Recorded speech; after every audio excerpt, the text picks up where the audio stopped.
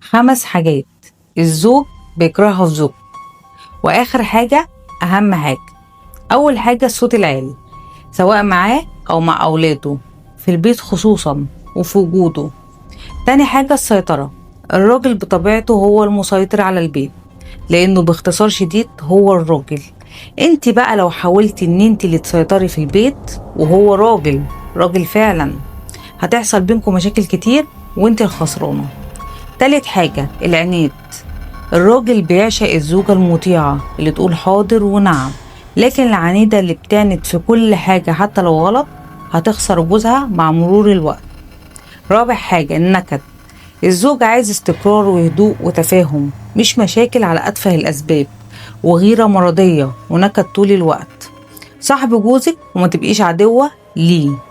خامس حاجة وأهم حاجة الاسترجال، الزوج بيكره الزوجة المسترجلة العدوانية اللي بترد عليك كلمة ب10 ومفيش رقة.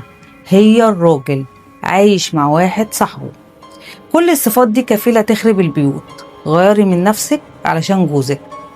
دوسوا لايك لو الفيديو عجبكم.